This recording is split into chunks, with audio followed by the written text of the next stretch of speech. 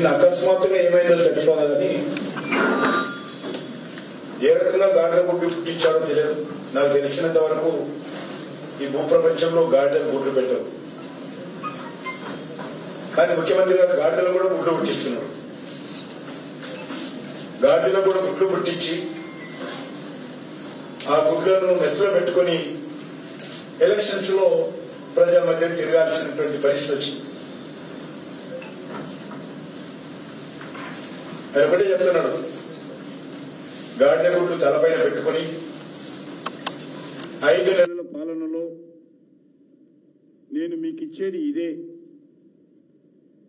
ఇంకేమీ లేదు, ఈ గాడిద గుడ్డు తప్ప అని ప్రజలకు వివరిస్తున్నాడు. ఆ స్థాయికి దిగజారిండు. గాడిద గుడ్డు తప్ప ఈరోజు తెలంగాణ ప్రజలకు ఎన్నికల ముందు ఏం చెప్పాల్సిందేమీ లేదు. నిన్న మొన్న రాజ్యాంగం అన్నాడు, నిన్న సాయంకాలం నుంచి గాడిద గుడ్డు పెట్టుకొని ఊరేగుతున్నాడు.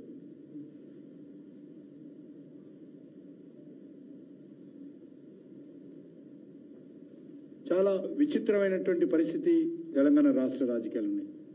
ఏదైనా ఒక ప్రభుత్వము ఏ ఎన్నికలకు ముందు వెళ్ళినప్పుడు కూడా మా ట్రాక్ రికార్డ్ ఇది, మేము ఇప్పుడు చేస్తున్నాము, మేము ఇచ్చినటువంటి హామీలు ఇవి, మేము అమలు చేశాము అని ప్రజల ముందుకు వెళ్ళాలి. కానీ రేవంత్ రెడ్డి ఇచ్చినటువంటి 6 గ్యారెంటీలు గాలికి వదిలేశాడు. దాన్ని అందులో ఒక గ్యారెంటీ మే 15 ఏం 15 అన్నాడు ఆయన, ఆగస్టు 15 అన్నాడు, ఆగస్టు 15 అన్నాడు.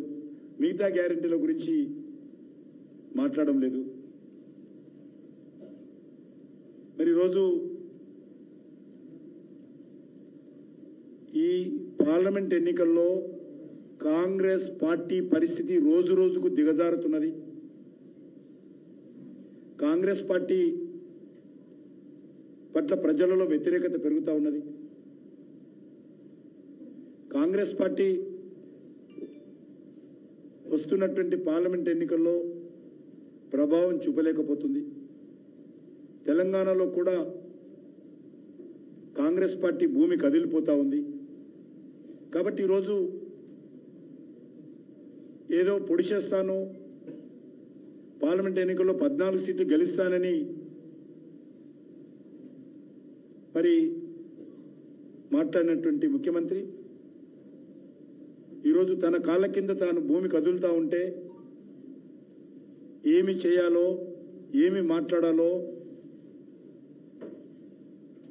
అర్థం కాని పరిస్థితుల్లో ముఖ్యమంత్రి ప్రతిరోజు ఒకటి మాట్లాడుతూ ఉన్నాడు. మొన్న రాజ్యాంగం అన్నాడు, ఆ తర్వాత ఒక హోంమంత్రి వీడియో మార్ఫింగ్ చేయించిండు.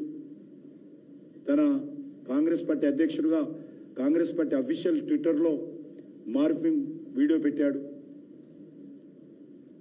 ఈయన ఏదైతే మాట్లాడాడో అదే మార్ఫింగ్ వీడియో పెట్టాడు. మళ్ళీ గుజరాత్ పౌరుషం అంటాడు, తెలంగాణ పౌరుషం, గుజరాత్ పౌరుషం. మళ్ళీ ఈరోజు వచ్చి గాడిద గుడ్లు పెట్టుకొని ఊరేగుతున్నాడు. నాకు తెలిసినంత వరకు గాడిద గుడ్లు ఎక్కడుంటాయో ఎట్లుంటాయో తెలియదు.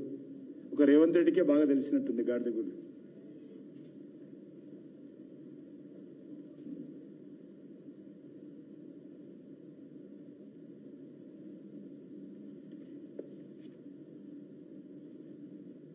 గుజరాత్ పెత్తనమట, తెలంగాణ పౌరుషమట. రేవంత్ రెడ్డి గారు ఏ రోజైనా తెలంగాణ ఉద్యమంలో మీరు పాల్గొన్నారా?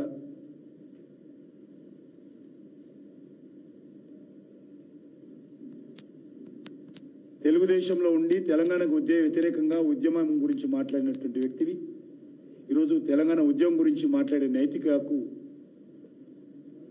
రేవంత్ రెడ్డికి లేదు.